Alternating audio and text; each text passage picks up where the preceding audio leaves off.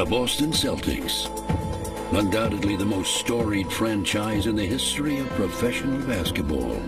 16 NBA championships, 24 Hall of Fame players.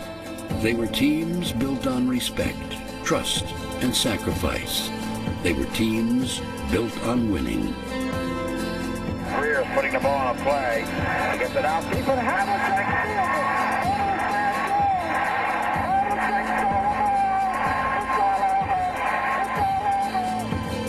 Now, a new generation of Celtics has emerged. Players with all the potential, but none of the championship glory. The question now stands, can this team, the 2008 Boston Celtics, reach the lofty heights of their predecessors? Or will their dreams ultimately go unfulfilled? Living up to one's past is not so easy to do.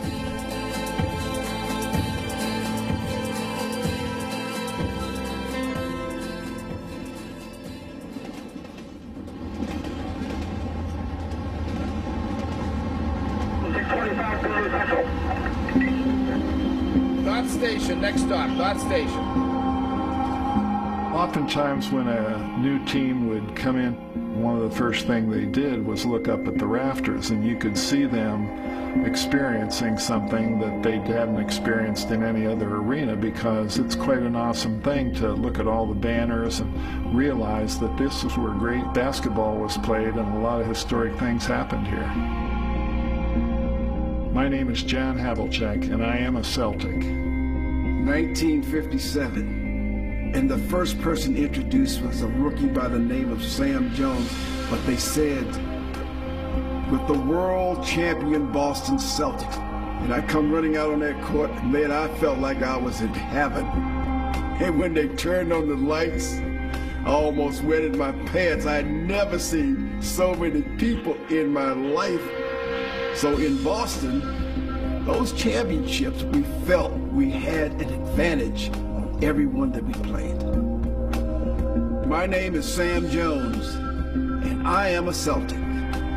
We'd go out on the floor and warm up, and I'd go through the drills, and I'd look down the other end. The other team would be warming up, and invariably there was 2 or 3 guys that instead of shooting would be down looking at us warming up at the other.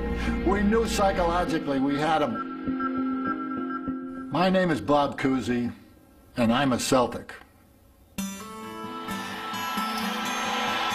The reputation had grown to the point we were the fastest gun in the West, man. We walked in that bar and, you know, everyone would whisper and say, God, that's the Celtics, that's the Celtics. Auerbach is lighting up the cigar, and the buzzer goes off, it's all over. The Boston Celtics are once again the world champions.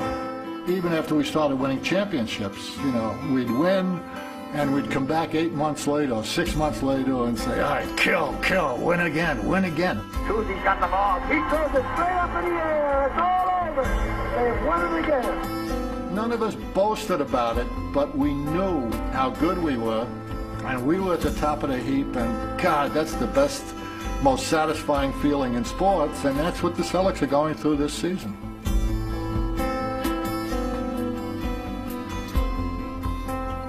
Again, last night, you know, after watching the film, the defensive effort was phenomenal. It really was. You had a team that is a great offensive team, the best offensive team in our league, really. They struggle scoring, and then we return the favor. Other than that, just keep it going. All right, got to keep it going.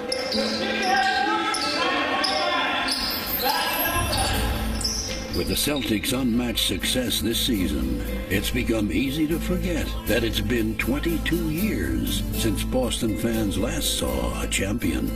For just days after winning it all in 1986, the franchise's good fortunes would undergo a dramatic reversal. The Boston Celtics select Len Bias of the University of Maryland. There he is, Len Bias. Before he got a chance to put on a Celtics uniform, number 2 pick Len Bias passed away. There was just an unrelenting string of bad luck that began with Len Bias. Starting with that, it seemed as if nothing went their way. Age would eventually catch up with the champions of the 80s. and they'd never again recapture their magic. Another star would rise in Boston, only to see his life and career tragically cut short. Celtic pride was tough to come by in the 90s. Things did not get any better when a cherished lottery prize and hope for a brighter future sadly slipped away. The fans have been sitting on their hands for 22 years without anything to cheer about. Just mediocrity. Even in Boston, nobody really cared that much. And last year, the situation hit rock bottom.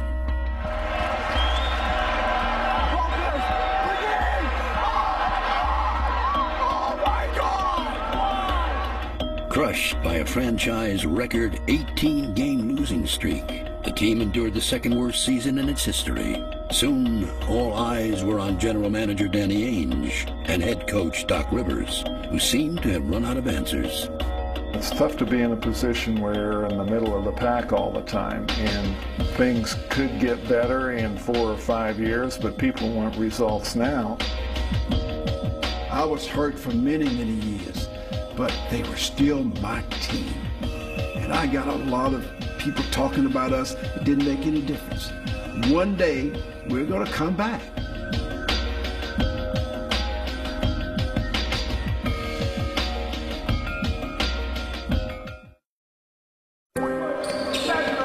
Last season, the Boston Celtics hit one of the lowest points in team history. All-star Paul Pierce did his best to stop the slide, but the losses continued, and so did the pressure. Doc Rivers and Danny Ainge took a lot of heat. The fans were just sitting there waiting for something to get them excited about. What you've got to do is provide them a reason, to get excited. They're just waiting for the opportunity.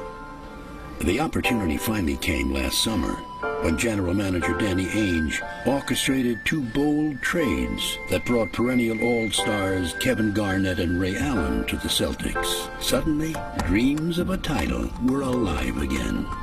On this trade, I love it. I just think it gives us a chance. It gives us hope. That's what we want.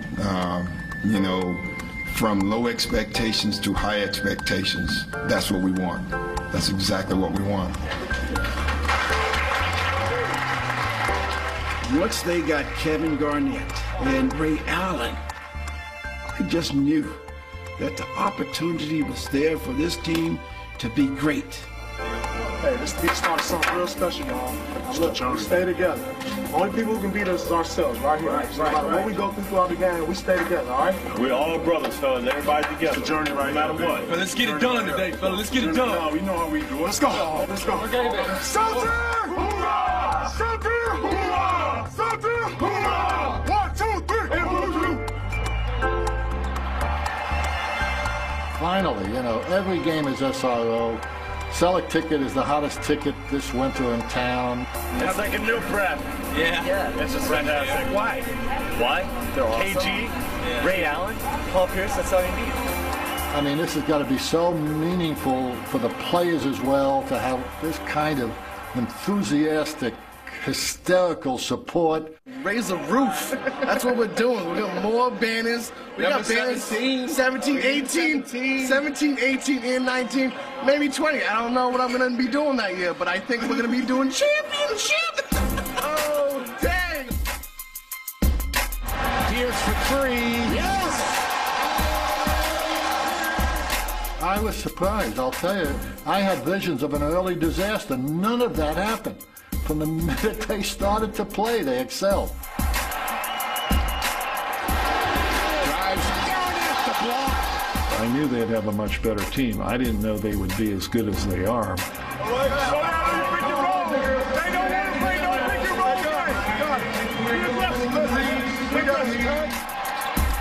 Pass deflected by Eddie House, kicked off by Pierce. Ray Allen for the game. Got it at the buzzer.